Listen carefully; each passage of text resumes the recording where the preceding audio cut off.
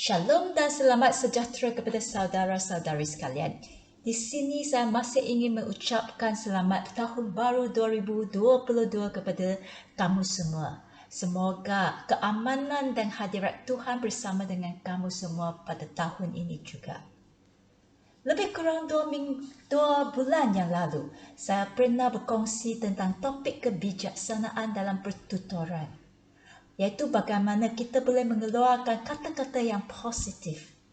Jadi untuk mengeluarkan kata-kata yang positif, saya pernah berkongsi, yang pertama kita harus menolak kata-kata yang bersungut. Kedua, menolak kata-kata yang mengkritik dan menghakimi. Dan ketiga, menolak kata-kata yang mengejek. Tak tahu kamu masih ingatkah? Hari ini kita akan sambung dengan topik ini juga, kebijaksanaan dalam pertuturan bahagian yang kedua. Bagaimana kita mengatakan kata-kata yang dapat menggalakkan. Dunia ini penuh dengan kata-kata yang menghina orang lain, memandang rendah terhadap orang lain, memijak orang lain. Tetapi sebagai seorang Kristian, kita haruslah berbeza daripada orang lain. Apakah kata-kata yang dikeluarkan yang dari mulut kita haruslah dapat menggalakkan. Jadi, jika kita hendak mengeluarkan kata-kata yang dapat menggalakkan, ada 3 perkara kita harus menolak. Yang pertama, kita harus menolak pengutukan. Kemudian kedua, menolak penafian. Dan ketiga, menolak perbandingan. 3 perkara ini tidak akan menggalakkan orang lain. Mengapa kita harus menolak pengutukan? Kerana Alkitab berkata demikian. Dalam buku Roma berkata, berdoalah kepada Allah supaya Dia memberkati orang yang menganiaya kamu. Mintalah Allah memberkati mereka dan janganlah minta Allah mengutuk mereka. Jika orang lain melayan kita dengan baik, adalah sangat senang bagi kita untuk memberkati mereka. Tetapi jika seseorang itu selalu membuli kamu, menindas kamu, adakah kamu masih boleh meminta Tuhan untuk memberkatinya? Sangat susah, bukan? Tetapi Yesus memberitahu kita, mintalah Tuhan untuk memberkati orang yang menganiaya kamu. Hanya memberkati dan jangan mengutuk. Ini adalah ajaran Yesus. Jadi saudara-saudari sekalian, tetapi banyak kali kata-kata yang kita keluarkan dari mulut kita itu penuh dengan kutukan dan kritikan. Mungkin kita tidak berniat nak buat macam ini, tetapi selalunya keluar. Yesus memberitahu kita bahawa selalunya masalah ini bukan disebabkan oleh mulut kita, tetapi adalah disebabkan oleh hati kita. Dalam buku Lukas berkata, orang baik mengeluarkan perkara-perkara baik kerana hati mereka berlimpah-limpah dengan kebaikan. Tetapi orang jahat mengeluarkan perkara-perkara jahat kerana hati mereka penuh kejahatan. Orang yang mengucapkan perkara yang terkandung di dalam hati. Mengapa apa yang dikeluarkan dari mulut kita semuanya kata-kata yang negatif, yang selalu mencederakan orang lain, yang mengkritik dan yang mengutuk? Ini disebabkan hati kita penuh dengan benda-benda ini. Hati kita penuh dengan luka-luka. Jikalau kita tidak menyelesaikan luka dalam hati kita, jadi kata-kata yang dikeluarkan dari mulut kita akan selalu macam ini juga. Hari ini Tuhan nak memberitahu kita bukan hanya jangan mengeluarkan kata-kata yang mengutuk saja. Tetapi Tuhan, Dia ingin mencabut akar kutukan itu dari hati kita. Kita memerlukan Tuhan untuk menyembuhkan luka kita. Kita memerlukan Tuhan untuk membebaskan kita dari kebencian yang ada dalam hati kita, supaya kita tidak lagi diikat oleh musuh kita, iaitu syaitan. Mungkin kamu pernah dengan sedaya upayanya cuba mengubah cara pertuturan kamu atau mengubah sikap kelakuan kamu. Tetapi perubahan itu selalunya tidak dapat kekal. Tidak akan kekal. Hanya apabila luka yang terdapat dalam hati kita betul-betul disembuhkan dan tidak sakit lagi, barulah kata-kata yang keluar dari mulut kita tidak lagi kata-kata yang mengutuk. Kemudian bagaimanakah kita mendapat penyembuhan dan kebebasan? Mari kita tengok 2 ayat dalam Alkitab. Yang pertama, buku 2 Tawarik. Di sini berkata, Tuhan mengabulkan doa Raja Hizkia dan mengampuni semua orang itu dan tidak menghukum mereka. Di sini perkataan mengampuni yang dalam warna merah berkata, perkataan asalnya ialah menyembuh. Jadi jikalau kamu berhasrat untuk mendapat penyembuhan, kuncinya ialah mengampun. Mengampun akan membolehkan kita mendapat penyembuhan yang paling benar. Kemudian ayat Alkitab yang satu lagi ialah dalam buku Lukas. Janganlah hakimi orang lain supaya Allah tidak menghakimi kamu juga. Janganlah hukum orang lain supaya Allah tidak menghukum kamu juga. Ampunilah orang lain supaya Allah mengampuni kamu juga.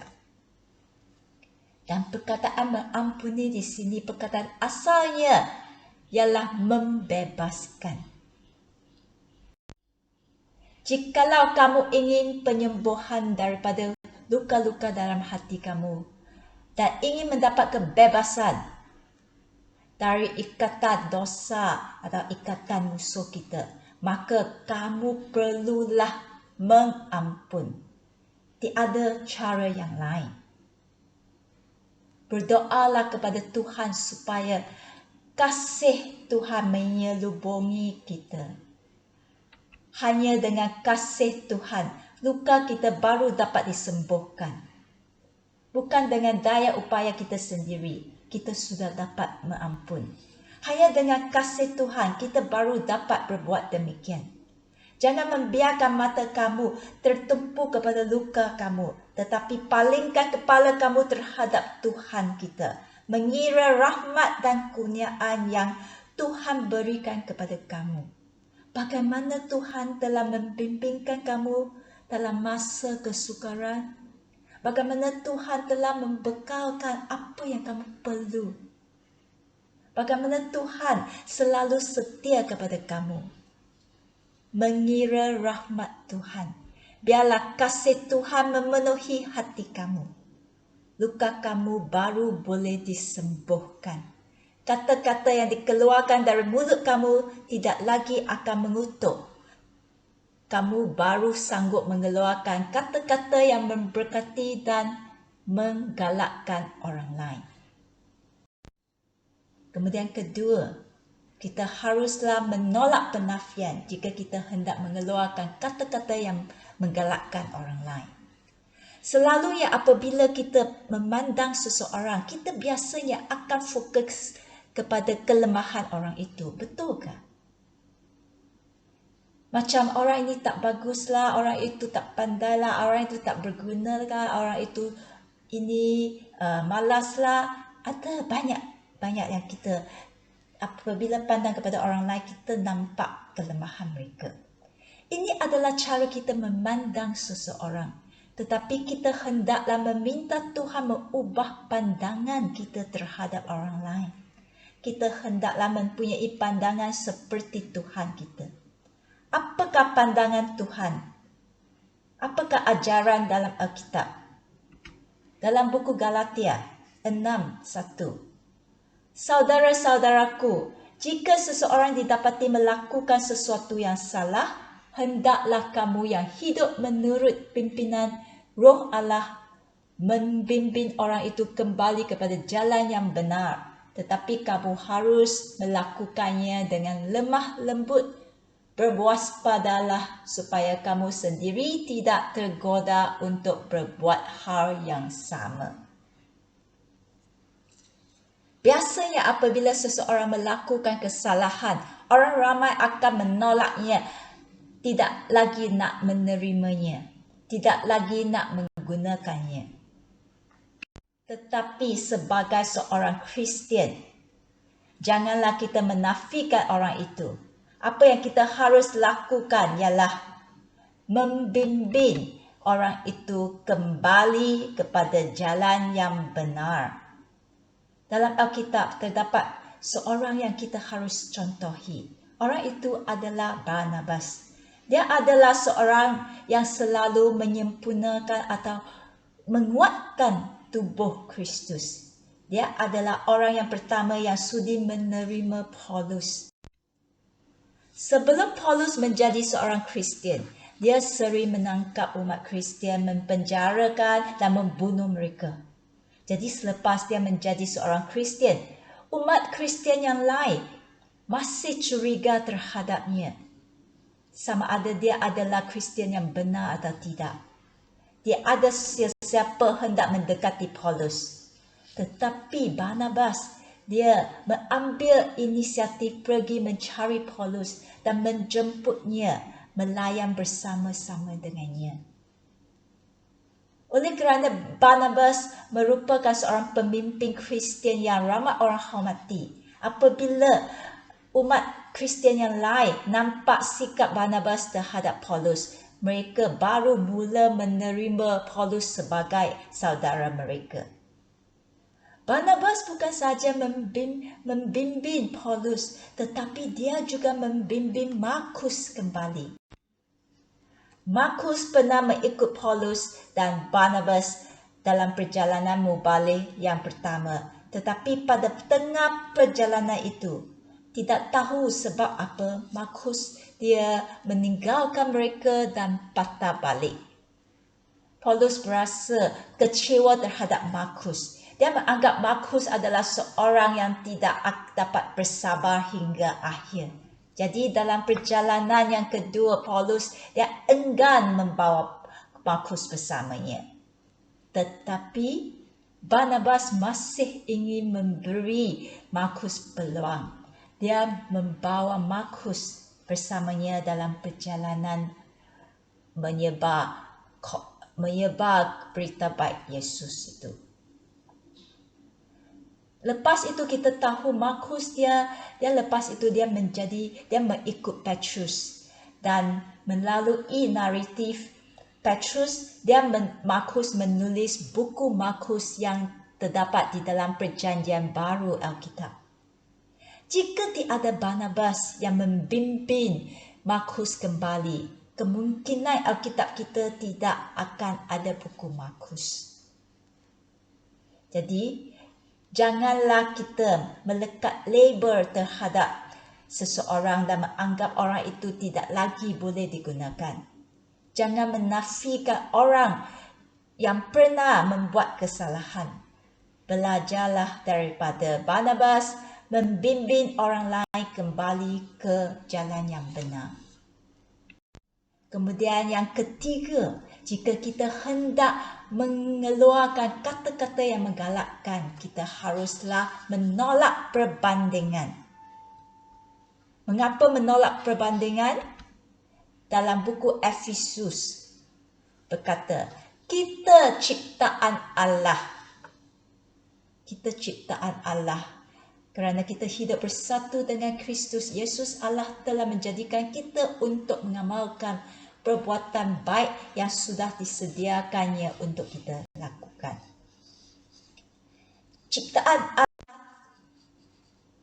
bererti kita adalah hasil karya seni Tuhan. Setiap karya seni adalah unik. Sebagai contoh, jika kamu seorang pelukis, setiap gambar yang kamu hasilkan tidak akan serupa, bukan?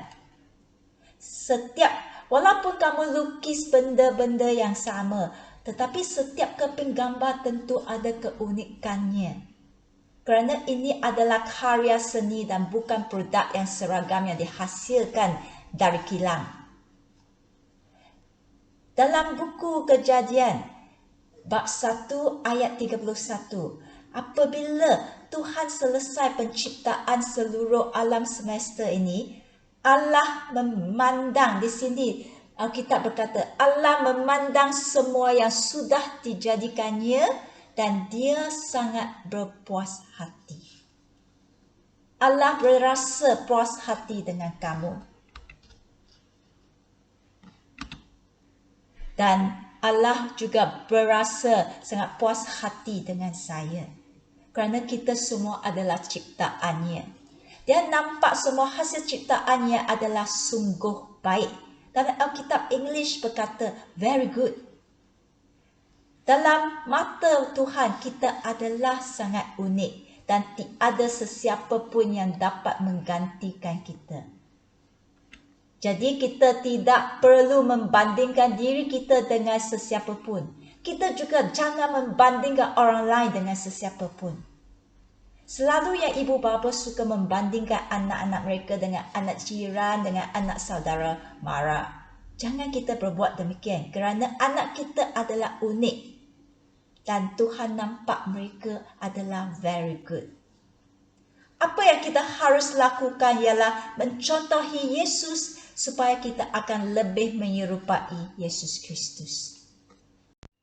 Dan sebagai kesimpulan, sekiranya kita hendak mempunyai kebijaksanaan dalam pertuturan kita dan kita dapat selalu mengeluarkan kata-kata yang menggalakkan orang lain, kita haruslah menolak pengutukan. Berdoa kepada Tuhan supaya mulut kita tidak mengeluarkan kata-kata yang mengutuk, tetapi sebaliknya mengeluarkan kata-kata yang memberkati. Kemudian kedua, kita harus menolak penafian. Kita harus berdoa kepada Tuhan mengubah pandangan kita terhadap orang lain, supaya kita tidak menafikan sesiapa yang membuat kesalahan, tetapi sebaliknya membimbing mereka kembali ke jalan yang benar. Dan ketiga, kita harus menolak perbandingan. Kerana setiap orang adalah unik dan sungguh baik dalam mata Tuhan. Jadi kita tidak perlu membanding dengan sesiapa pun. Mari kita berdoa. Tuhan Bapa, biarlah kasih Tuhan memenuhi hati kami, menyembuhkan luka dan kesakitan dalam hati kami, supaya apa yang dikeluarkan dari mulut kita adalah kata-kata yang dapat menggalakkan orang lain. Dalam nama Yesus kami berdoa. Amin.